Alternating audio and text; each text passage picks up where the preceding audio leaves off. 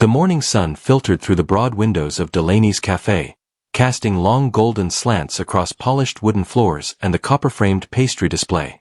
Outside, the cobbled streets of Charleston's historic district hummed with early foot traffic, joggers, dog-walkers, and lawyers on Bluetooth calls. Inside, it smelled of cinnamon, espresso, and old money. Eleanor Sterling, seated in her usual corner by the window, was a woman who carried herself like a city monument, untouchable, elegant, and perfectly preserved. At 67, she was every bit the figure Charleston's society pages adored. Her hair, a dignified silver swept into a low chignon, gleamed beneath the light. Her pearl earrings matched the strand around her neck, and a crisp cream blazer draped her posture like armor. She sipped her coffee slowly, as if even time had to ask her permission to move. But that morning, something shifted. The cafe bell above the door gave its familiar ding, but the hush that followed was anything but ordinary. A man had entered. Not a customer, at least not the kind Delaney's catered to. He was thin, painfully so, with sunken cheeks and eyes that had lost the memory of sleep. His hands trembled slightly, the skin translucent and liver-spotted. His clothes hung off him in tatters, an oversized coat that had once been wool but now looked eaten alive by time, and mismatched shoes, one sneaker, one slipper. The room stilled. Conversations slowed to murmurs, then to silence. The barista, a young woman named Riley, blinked behind the counter as if unsure whether to call for help or kick him out. The old man shuffled to the register, voice hoarse, barely audible. Just a sandwich, he said, eyes cast downward. Please. There was a beat, too long. Then the whispers started. Smells like he slept in a dumpster, someone muttered. Probably looking for spare change. Wrong part of town, buddy. Riley hesitated. Sir, we're not really a soup kitchen. The old man offered no protest. Just nodded once, softly. I understand, he murmured, turning to leave. His shoulders slumped like he had expected nothing more. Eleanor hadn't moved. She hadn't spoken. But her gaze had locked on something impossible. Around the man's thin wrist, partially hidden beneath his frayed coat sleeve, was a bracelet. Not just any bracelet. A child's bracelet, long faded, a thin, woven blue thread knotted with uneven tension and strung with a single silver charm in the shape of a music note. Her breath caught. She had made that bracelet. Eleanor hadn't seen it since she was 8 years old, when she tied it around the wrist of her younger brother, David, the night before he vanished. It had taken her hours to craft it, hands clumsy but proud. He had sworn to wear it forever.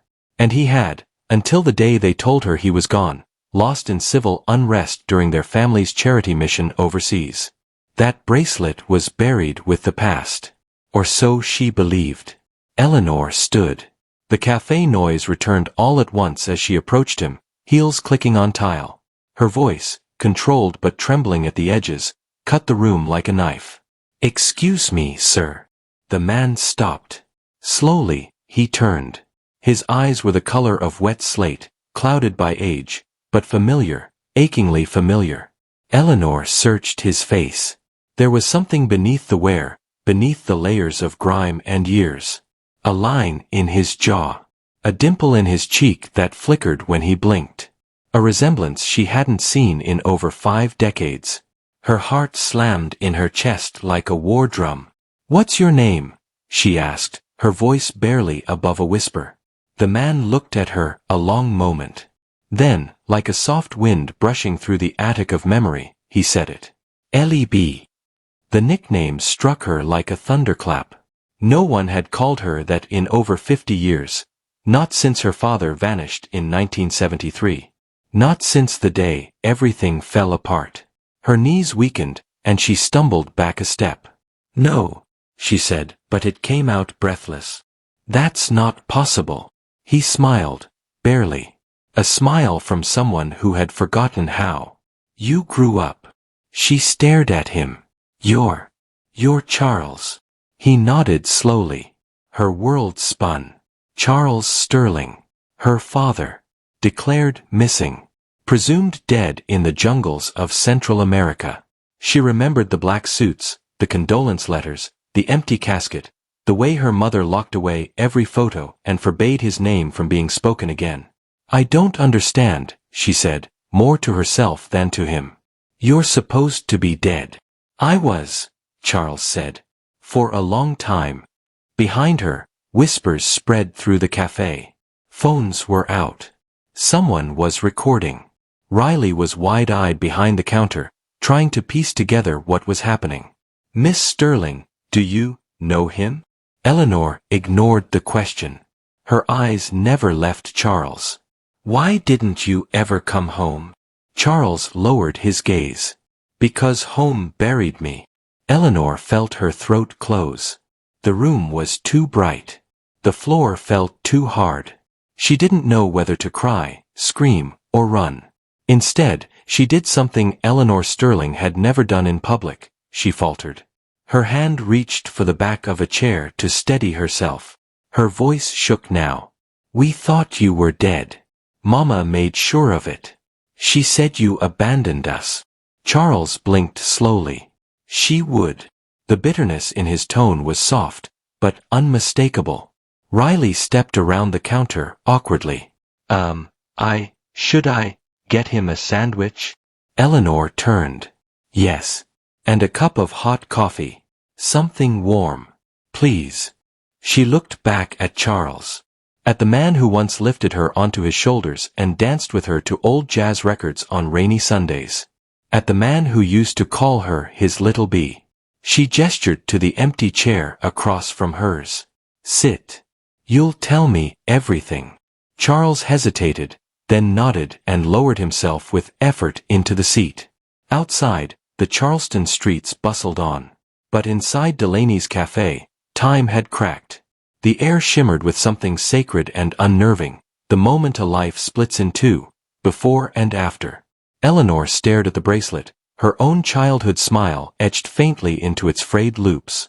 She had built a life of legacy, charity, and control. But now, with just one glance and one name, everything she thought she knew had unraveled. And it had only just begun. The chatter in Delaney's cafe had turned into a low hum, broken occasionally by whispers and the faint clinking of coffee cups. The other customers had mostly resumed their conversations, but Eleanor Sterling remained rooted, her gaze locked on the man sitting across from her. Charles Sterling, the name felt foreign and heavy in her mouth. It was like holding a fragile relic that could shatter with a single breath. She studied his face again, noting the fine lines carved by time and hardship, the pale, weathered skin stretched tight over high cheekbones, and those deep, steady eyes, dull with fatigue, but unmistakably his. "Why now?" Eleanor finally asked, voice barely more than a whisper. Charles looked away briefly, as if measuring the distance between his fractured past and this fragile moment. When he spoke, his voice was rough but steady. "I didn't come back for forgiveness. Or for pity." Eleanor blinked, caught off guard by the bluntness. "I came back because time is running out." She swallowed hard. "You disappeared for over 40 years. We thought you were dead. We mourned you. Her throat tightened. "I built a life on the idea that you were gone." Charles nodded slowly. "I know." Eleanor's eyes flitted around the cafe. Some customers now watched them openly, a few whispered to one another, and one young man was filming discreetly with his phone. Her face flushed. "They don't understand." Charles gave a faint, tired smile. "No, they don't." She sighed and folded her hands in her lap, fighting to keep her composure. "Tell me why. Why did you vanish? Why leave us in the dark?" He hesitated, then exhaled a ragged breath. "I was on a humanitarian mission in Central America, trying to help refugees caught in the crossfire of a civil war. I carried hope for a better future." He paused, eyes distant. "But then, I was accused of espionage, framed by those who saw me as a threat. The government, the warlords. I don't know who exactly."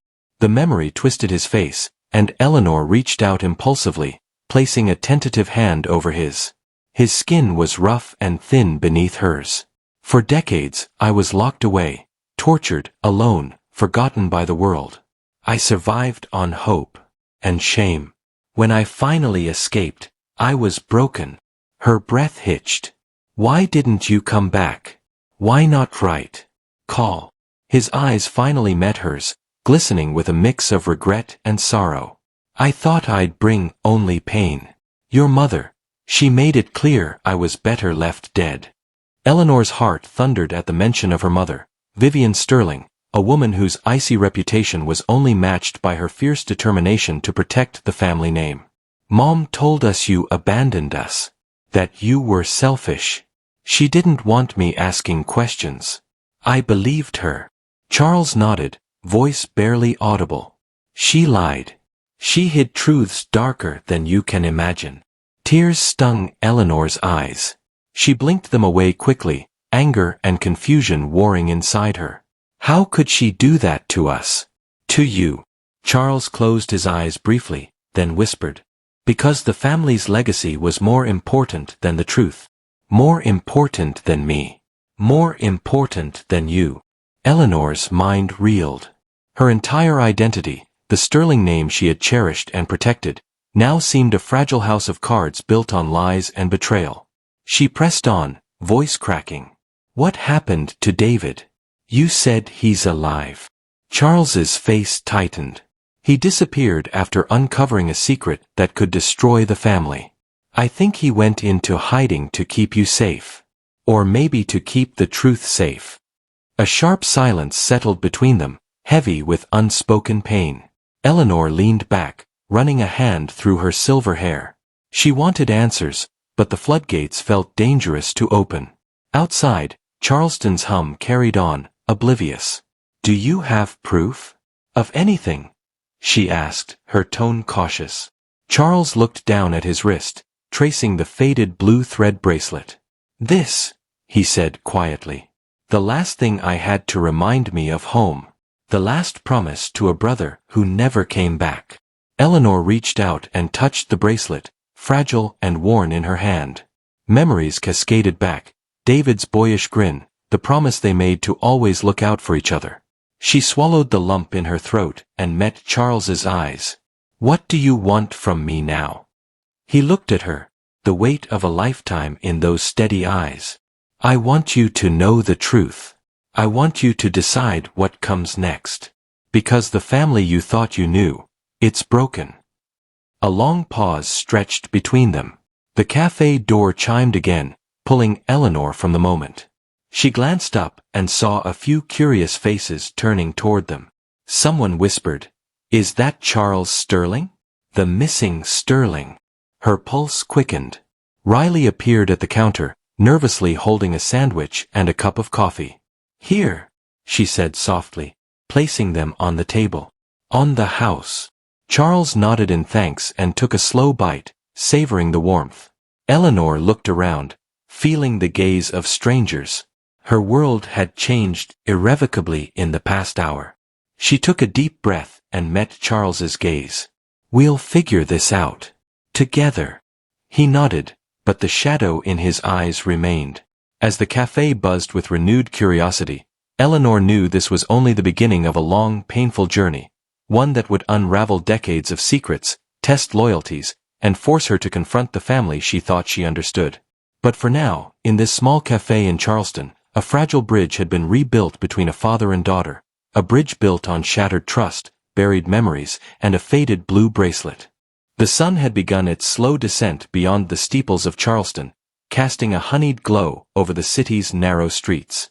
Yet inside the muted quiet of Eleanor's study, time seemed to collapse into a different kind of shadow, one heavy with decades of silence and secrets. Eleanor sat opposite her father, Charles Sterling, the frail man who had once been the cornerstone of her childhood, now a ghost of himself, seated in a worn armchair that had long outlived its dignity. Between them, an uneasy stillness hung like fog, neither willing nor able to breach the chasm of years lost. Finally, Eleanor broke the silence, her voice barely above a whisper. "Tell me everything. I need to understand who you really are, what you went through." Charles drew in a ragged breath, his weathered hands trembling as he clasped them tightly on his lap. My story isn't one I ever wanted to tell. He paused, as if dredging up memories too painful to surface. Eleanor leaned in, attentive. It started in 1971. I was working as a humanitarian volunteer in Nicaragua. The war was brutal, chaos everywhere. But I believed in helping those who had no voice. His eyes darkened. I thought I was doing the right thing. He swallowed hard, the rawness in his throat palpable. But they accused me. Spies. Traitor. A threat to their cause. He chuckled bitterly. Can you believe it? I was labeled a criminal by the very people I tried to save. Eleanor's heart clenched. How? Why?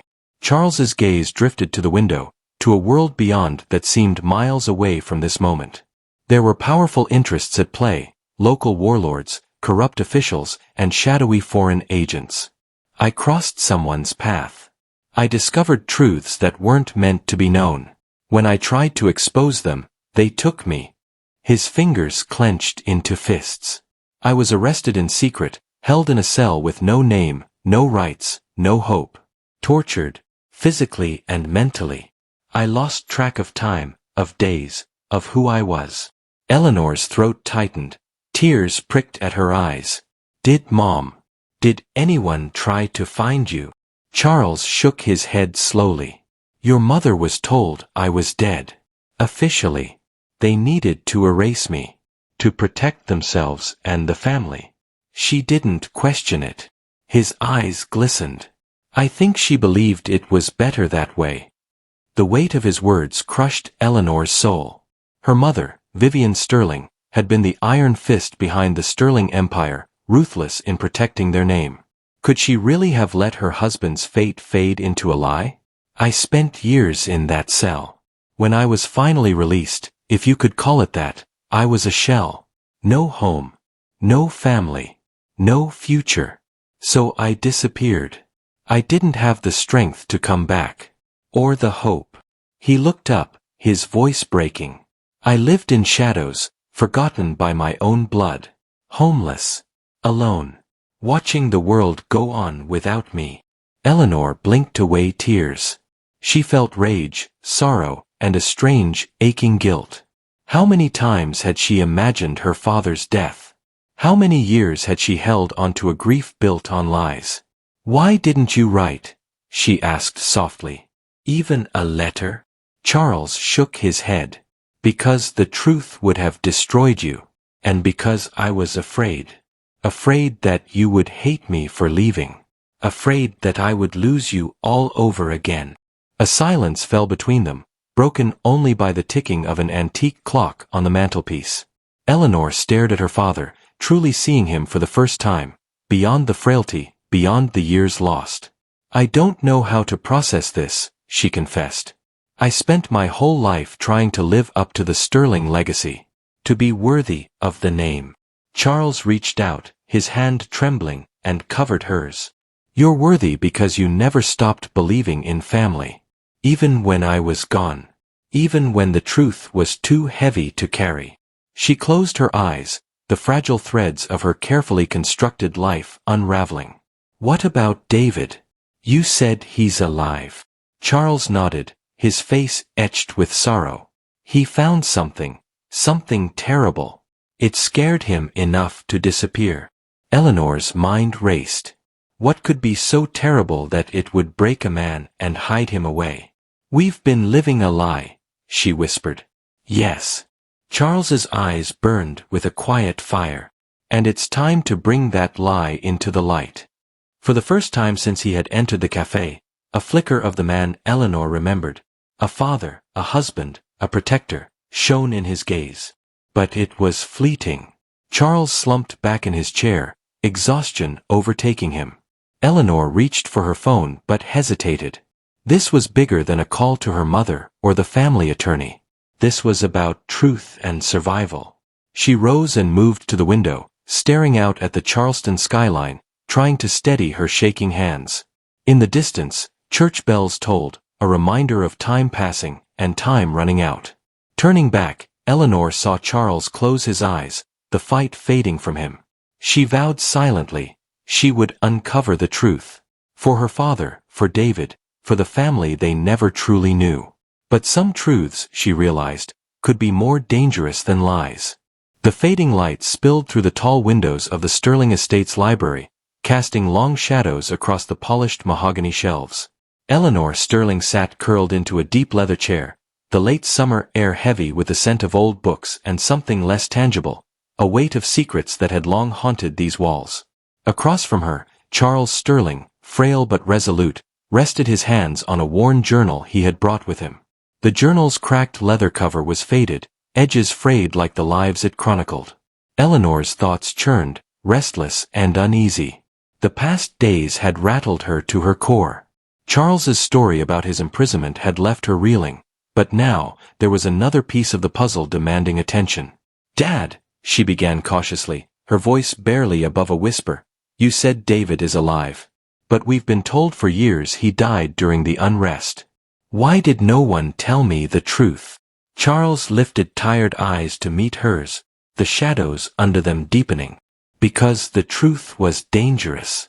And because it threatened everything the family built."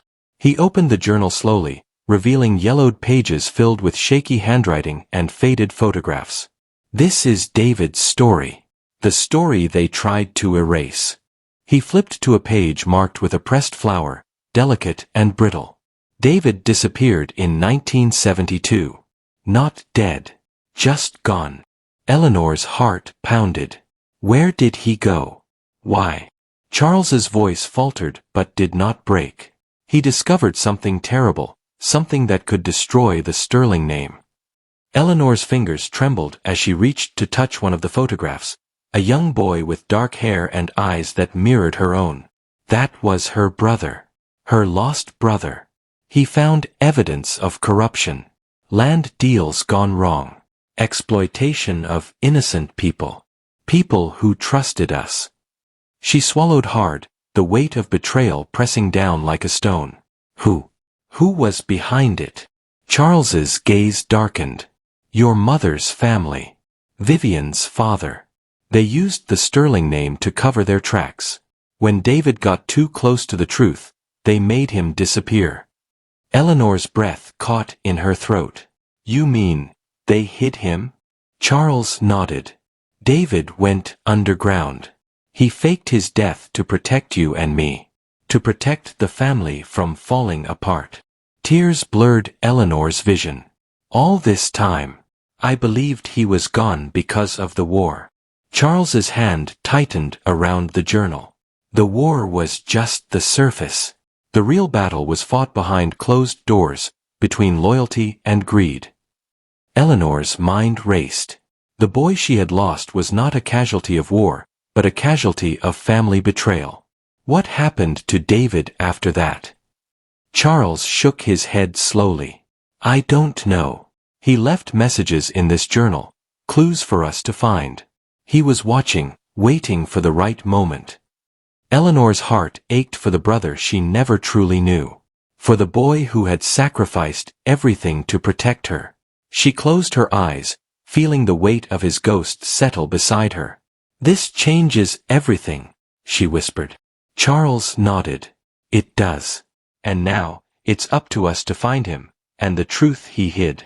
The room fell into silence, broken only by the distant chime of a grandfather clock.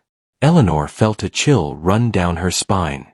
The Sterling legacy, long thought to be solid and unshakable, was cracking wide open. And in those cracks, shadows stirred. The grandeur of the Sterling family estate was a testament to generations of wealth and influence. Yet inside the grand walls, beneath the polished floors and ornate chandeliers, lay secrets darker than the richest mahogany. Eleanor Sterling paced the dimly lit study, the leather-bound journal clutched tightly in her hands. Her mind reeled from the revelations Charles had shared, and with every step, the weight of the Sterling legacy pressed harder on her chest. She paused before the massive oak desk that had belonged to her mother, Vivian Sterling, a woman known for her iron will and impenetrable silence. Eleanor's fingers traced the carved edges, hesitant. Then, with a deep breath, She slid open the desk's top drawer, revealing a hidden compartment beneath the velvet lining. Inside lay a bundle of yellowed papers, brittle with age, documents and letters carefully folded and sealed with the Sterling family crest. Her heart hammered as she unfolded one of the letters, the elegant handwriting unmistakable. To my daughter, Eleanor. There are truths you must never uncover. Eleanor's breath caught. The letter was from Vivian herself. The words spoke of sacrifices made, of betrayals buried beneath layers of silence, and of a covert land deal, one that had turned the Sterling fortune from modest beginnings into an empire. But the deal had a deadly price. Vivian confessed that the land had been seized under false pretenses from war-torn communities in Central America, communities Charles had vowed to protect. Those people, Eleanor whispered, her voice cracking, they suffered because of us. The letter went on to accuse Charles of threatening to expose the corruption, which had led to his mysterious disappearance. Eleanor's eyes filled with tears. Her mother had orchestrated a cover-up to protect the family name at all costs, even if it meant destroying her own husband. A sudden noise startled her. Turning quickly, she saw Charles standing by the doorway, his face pale but determined. I found something, he said, extending a faded photograph of a meeting. Several men in suits shaking hands, smiles masking darker intentions. Do you recognize any of them? He asked. Eleanor studied the faces, her mother's father among them, alongside shadowy figures whose names she did not know. This, Charles said quietly, is the moment our family crossed the line. Eleanor's world fractured anew. The family she revered was a house built on lies, greed, and betrayal. She felt anger, betrayal, and a deep sorrow for the people sacrificed for their fortune. We need to find out who else was involved, Eleanor said, steeling herself. And we need to bring this into the light. Charles nodded. But be careful. There are those who will do anything to keep these secrets buried. Eleanor looked out the window at the sprawling estate, the mansion, the land, the legacy, and knew her life would never be the same. The Sterlings had buried their sins deep. Now, Eleanor was determined to dig them up. The Sterling estate was quiet now, its grandeur softened by the settling night. Outside, the magnolia trees whispered in the warm southern breeze, their leaves rustling like secrets exchanged under a veil of darkness. Inside, Eleanor Sterling sat at her mother's old desk, the flicker of a single candle casting wavering shadows across the papers spread before her. The weight of the family's hidden past pressed heavily on her, each document a shard of a fractured legacy. Among the scattered letters and faded photographs, one worn leather-bound book lay open, a will, long thought lost. Eleanor's fingers trembled as she traced the inked signature at the bottom of the page. Charles Sterling. The date was nearly 50 years old. Her breath caught. The will named David Sterling as the sole heir to the Sterling estate. Not Eleanor. Her heart pounded, disbelief crashing through her carefully held composure. Charles had tried to protect David, not just from the world, but from Eleanor herself. Why? Her mind raced as a sudden chill crept over her. She was so absorbed in the discovery that she didn't notice the shadow moving outside the window, an outline of a man wearing a baseball cap, lurking just beyond the garden gates. A silent watcher. Eleanor's gaze darted to the window. The figure was gone. Her pulse quickened. Who's there? She whispered to the empty room. No answer. The next days blurred in a haze of research and restless nights. Eleanor's world was shifting beneath her feet, the ground crumbling as she unraveled the tangled threads of her family's past. The mysterious watcher haunted her thoughts. Was it David? Or someone sent to keep her silent? One afternoon, as she left the estate, Eleanor caught a glimpse of the man again, a fleeting shadow behind a row of parked cars on King Street. She quickened her pace, heart racing, but when she looked back, the figure had vanished. She shared her fears with Charles one evening, the flickering fireplace casting long shadows on his weary face. Do you think David is really alive? She asked. Charles nodded slowly. I do. And I believe he's watching, waiting for the right moment to reveal himself. Eleanor shivered. And the other man? The one following me? Charles's eyes darkened. Someone who wants to keep the Sterling secrets buried. Someone who fears what you might discover. The tension tightened around Eleanor like a noose. The family she'd loved and respected was riddled with enemies, some of them very close.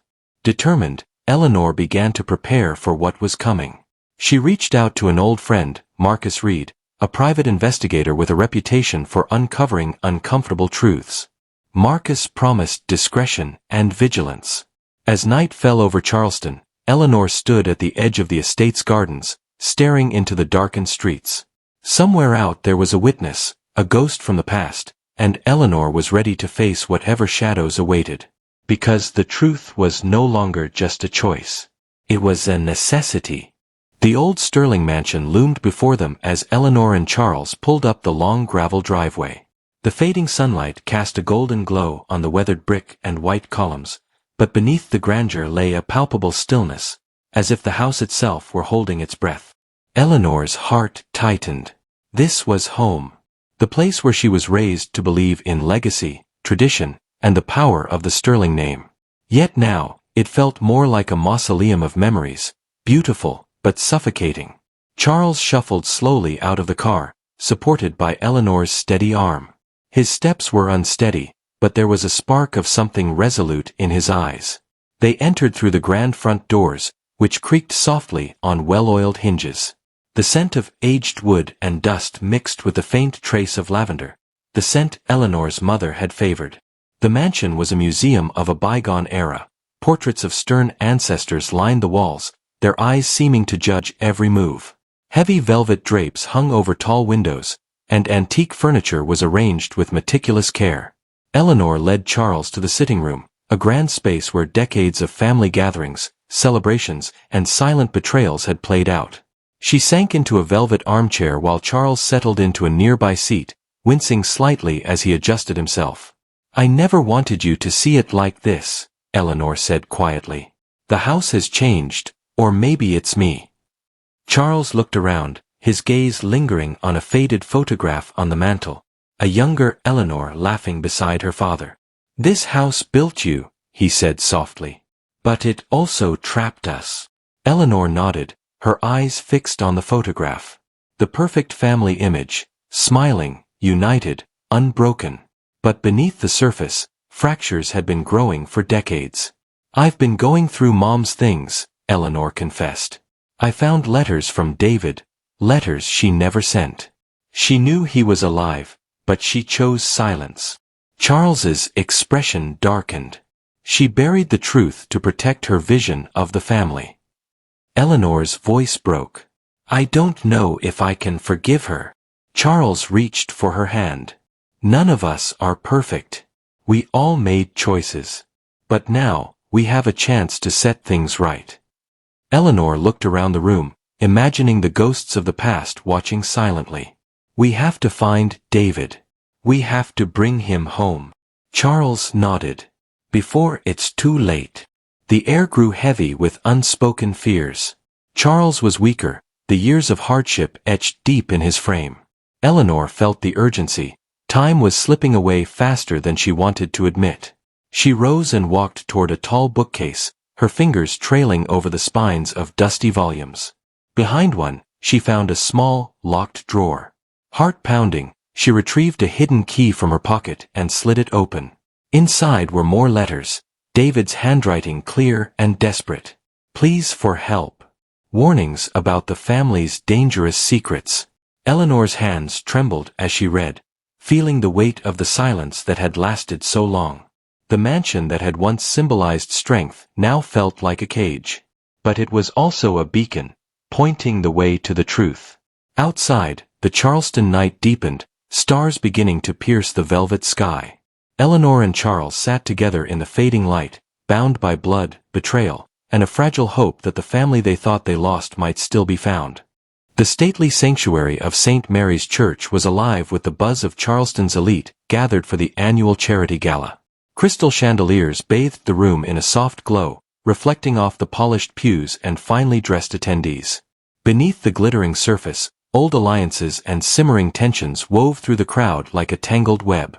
Eleanor Sterling stood near the front, a poised figure in a tailored dress, her eyes scanning the room with a mixture of hope and guarded anticipation.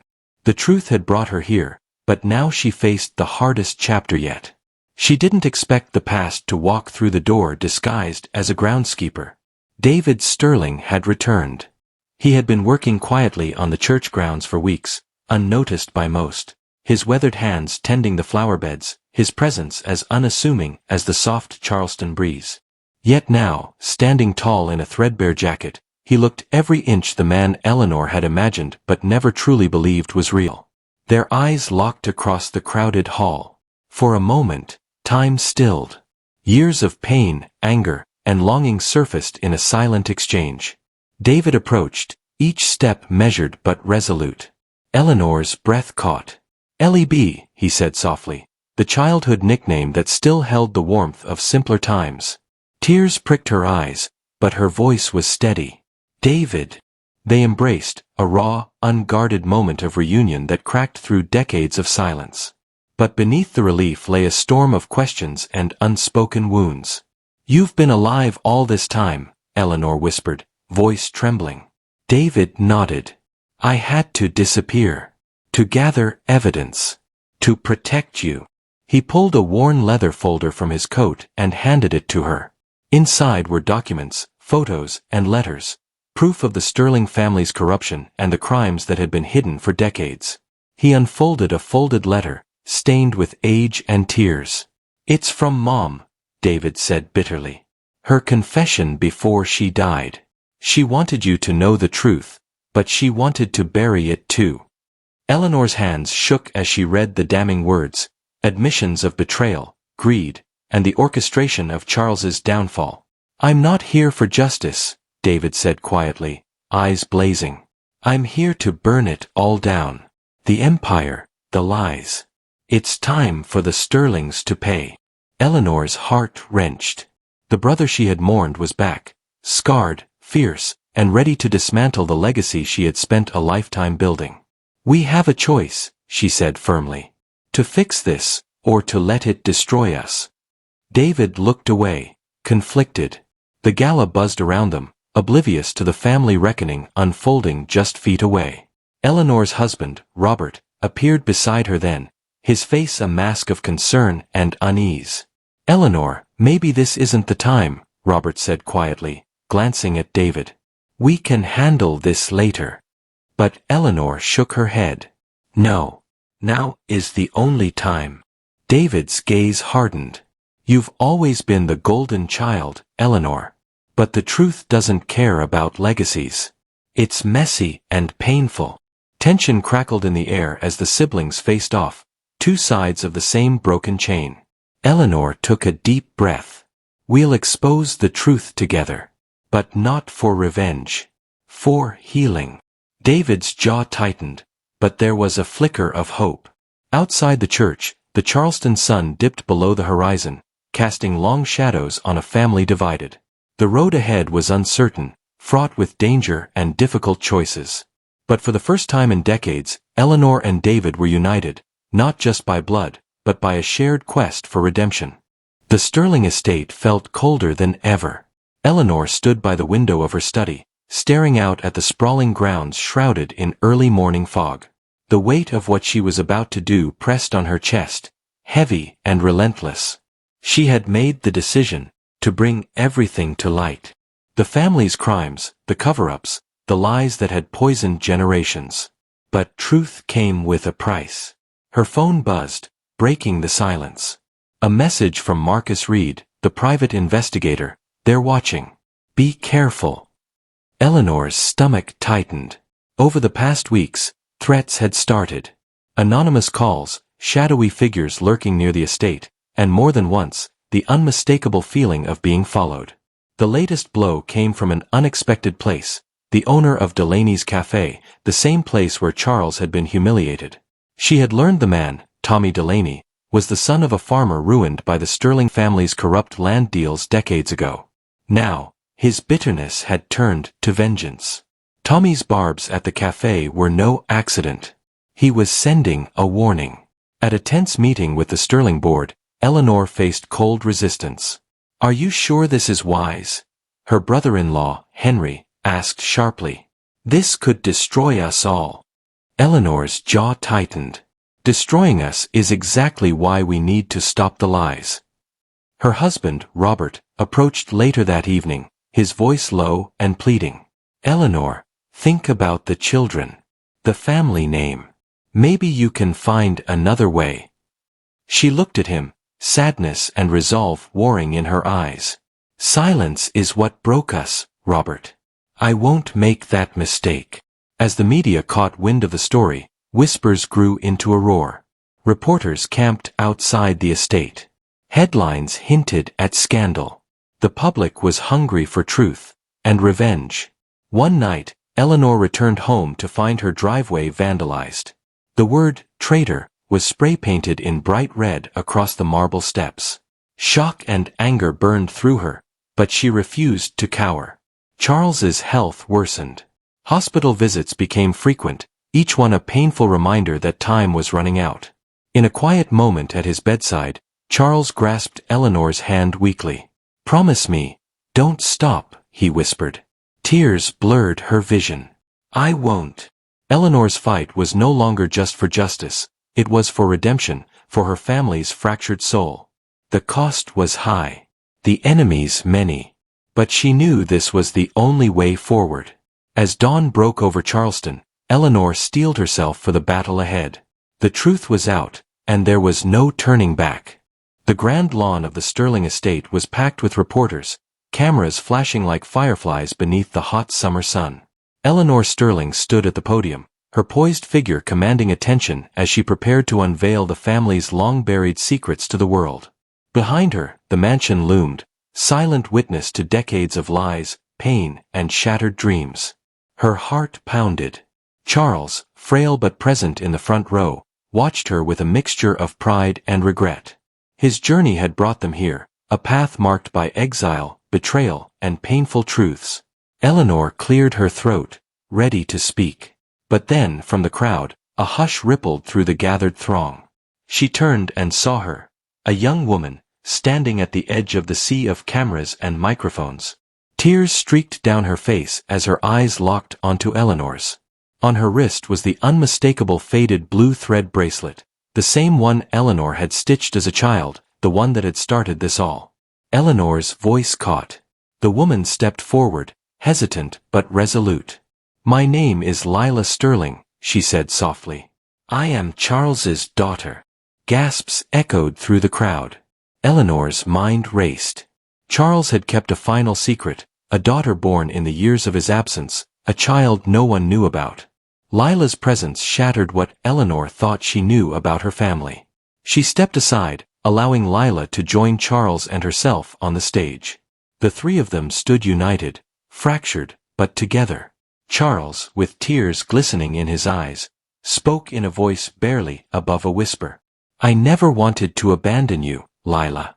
Circumstances forced me into silence. But I carried you with me, always. Lila reached out and took his hand, a quiet forgiveness passing between them. Eleanor watched, overwhelmed by the profound weight of blood and love. In that moment, the Sterling legacy was no longer just about power or wealth. It was about family, broken, complicated, and fiercely resilient. Eleanor stepped forward, her voice steady and strong. We've shared painful truths today. But from these wounds, we will build a new legacy. One of honesty, accountability, and hope. The crowd erupted into applause, not just for the scandal, but for the courage it took to face it. As cameras continued to flash, Eleanor glanced at Charles and Lila. For the first time in decades, they were more than just survivors of a broken past. They were a family. And whatever the future held, they would face it together.